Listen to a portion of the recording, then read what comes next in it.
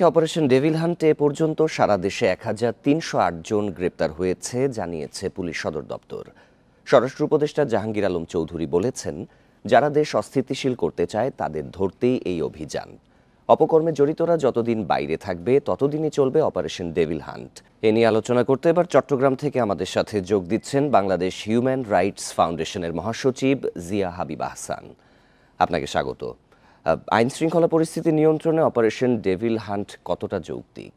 এটা নামকরণটা তো খুবই চমৎকার, কিন্তু জনগণ এটাকে সেভাবে নিতে পারছে না। কারণ এখানে কেমন একটা গা ছাড়া ভাব প্রশাসনের, যেমন ইঁদুর বিড়াল খেলার মতো মনে হচ্ছে আর কি।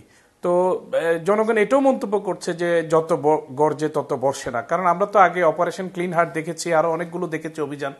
কিন্তু এখন যে অবস্থা, দেশে এত বড় একটা বিপ্লব হলো, এত মানুষ জীবন দিল, রক্ত দিল, ছাত্রছাত্রীরা জীবন দিল, কিন্তু এখনো পর্যন্ত সরকার হার্টলাইনে যেতে পারেনি অপরাধ নির্মূলের জন্য। এখনো পর্যন্ত সিন্ডিকেটগুলো ভাঙতে পারেনি। এখনো পর্যন্ত দুর্নীতিবাজ, কালো টাকার মালিক যারা, তাদেরকে আইনের আওতায় আনা হয়নি।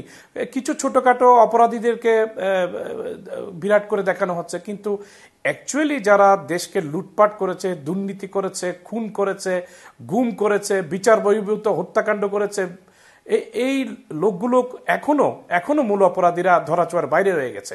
তো এই জন্য এই অভিযান যেটা শুরু হয়েছে নামকরণের দিক দিয়ে এটা খুবই সুন্দর, কিন্তু আমরা চাই যে জনগণের অধিকার যারা ক্ষুণ্ণ করছে তাদেরকে আইনের আওতায় আনা হোক। বাংলাদেশে স্বাধীন সার্বভৌম এই দেশে যেভাবে মুক্ত বাতাসের জন্য আমরা লড়াই করেছি, ছাত্রছাত্রী জনতা যেভাবে জীবন দিয়েছে, সেভাবে তারা এখনো তাদের অধিকার এখনো তারা জীবনের আশঙ্কা, বিভিন্ন জায়গায় তাদের উপর আক্রমণ হচ্ছে। এখনো পর্যন্ত কালো টাকা দিয়ে তাদের এই যে বিপ্লবটাকে নস্যাৎ করার জন্য বিভিন্নভাবে চেষ্টা করা হচ্ছে। এই জন্য আমি মনে করি যে অভিযানটা যেন ব্যবহারের অভিযোগ তুলে কি এই অভিযানটিকে প্রশ্নবিদ্ধ করার কোনো শঙ্কা রয়েছে কি?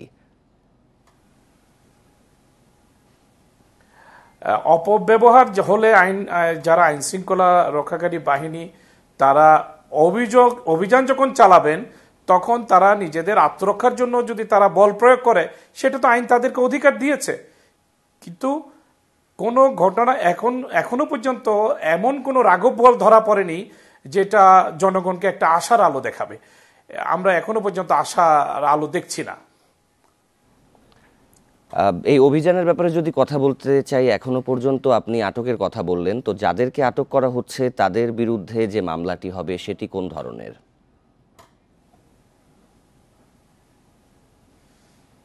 যখন অভিযানে অস্ত্র উদ্ধার হলে অস্ত্র আইনে মামলা হবে, কালো টাকা উদ্ধার হলে তাদের বিরুদ্ধে দুর্নীতি দমন আইনে মামলা হবে।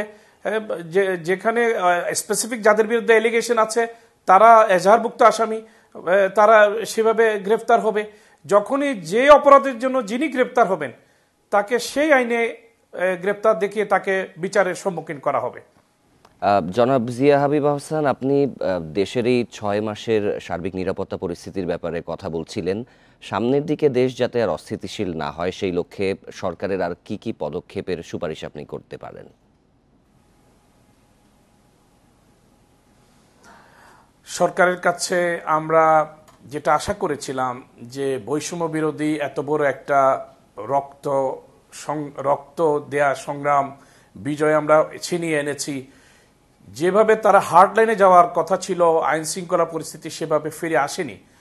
ট্রাফিক সিস্টেম ভেঙে গেছে এবং সিন্ডিকেটগুলো এখনো দেখা যাচ্ছে যে পতিত যারা অপরাধী ছিল তাদের সাথে নতুন কেউ মিলে সিন্ডিকেট করে তাদের এই অপরাধগুলো অব্যাহত রেখেছে।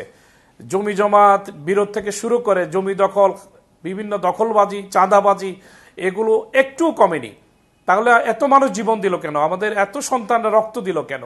এত ত্যাগ মানুষ কেন স্বীকার করলো? আমি বর্তমান সরকারের কাছে আহ্বান জানাবো, আমার বিশেষ করে মানবাধিকার সেক্টরে আমরা যারা কাজ করি, আমরা মানুষের অধিকার প্রতিষ্ঠার জন্য সরকারকে একেবারে জিরো টলারেন্স যেতে হবে, এটা আমাদের প্রত্যাশা। অপরাধের ব্যাপারে কোনো ধরনের ছাড় দেওয়া যাবে না। অপরাধী যে হোক, এখনো পর্যন্ত বাংলাদেশে যে পরিমাণ কালো টাকা বিদেশে নিয়ে যাওয়ার জন্য, পালিয়ে যাওয়ার জন্য বিভিন্ন জায়গায় জড়ো করা হয়েছে, সে টাকাগুলো এখনো উদ্ধার করা হচ্ছে না।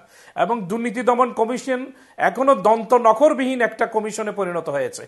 দুর্নীতি দমন কমিশনকে আমরা যেভাবে এটাকে অ্যাক্টিভ করার কথা ছিল সেভাবে অ্যাক্টিভ হয়নি।